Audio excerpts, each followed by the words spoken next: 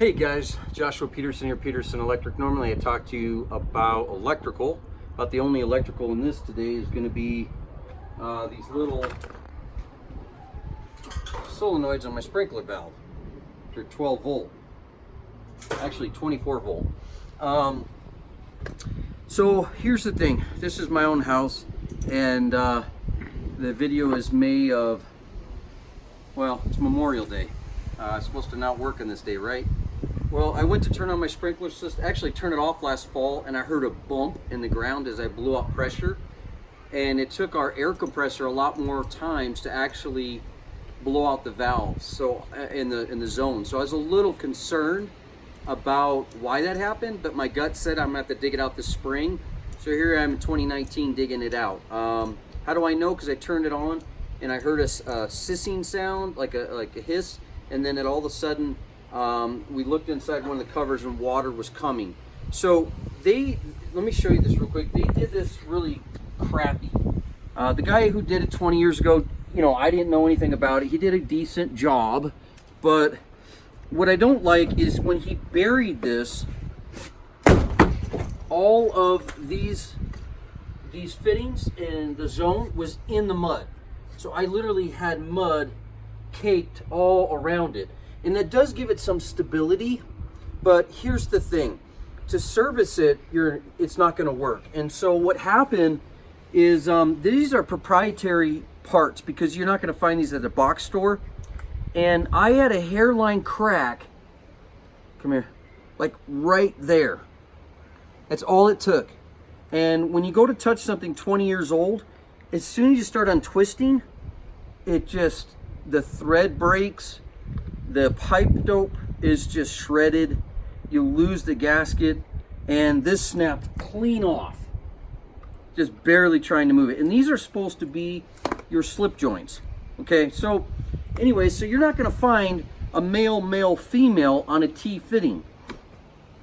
You can find a female threaded, this is a 1-inch, and then 2 parts probably female as well, but if you're just gonna glue it to make it quicker than threading all of it, you could just glue. And so what we're gonna do here is we're gonna glue an MA, male fitting on. It's a lot like electrical parts, if you will, but then we gotta pipe dope that, thread on,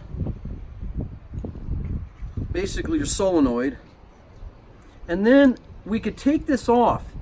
But I would definitely get these. They're cheap enough where you could re-thread it on. But I did find this. If I put this piece on here, I can actually thread this piece in, and then guess what? I can get a slip conduit. It's called a repair coupling, but it's like a slip coupling, just like electrical has. Now, I'm a little doubtful, a little dubious that this is actually going to work because of the water coming through the side, but evidently it's designed. So my thought is it's supposed to be expanded as you put it on. So you're gonna, we would have to cut it in, and this is probably so you can repair it later. But basically, when I go to put all this back together, do you see how it's gonna definitely increase in size? So I may not even use this. I may get another, well, it's just gonna be 2 male for your, actually no, I'm not gonna use that. I think I'll probably end up just slipping this piece over that and shoving that in. And then I could come in here and glue this at the back side, all that whole piece at once. That's probably what I'm gonna do. So that way I get this on tight, because I don't think these are gonna work now, and they were pretty pricey. So, but I might keep a couple at home. But you're also gonna have to have some union joints here so you can disconnect. Well, this guy, no offense to him, what's the point of a union joint when you can't re-glue anything? There's not enough pipe. So it's gonna break. And then do you see right here, this rib side?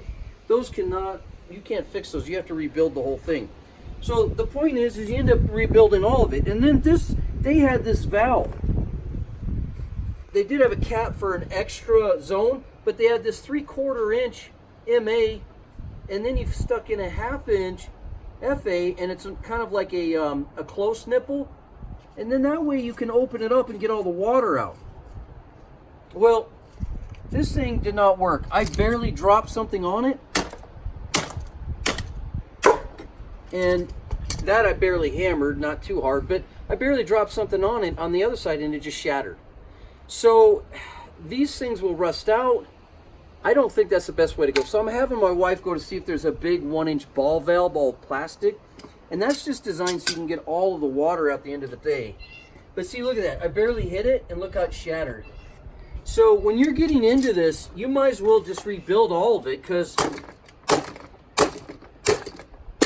it gets so brittle.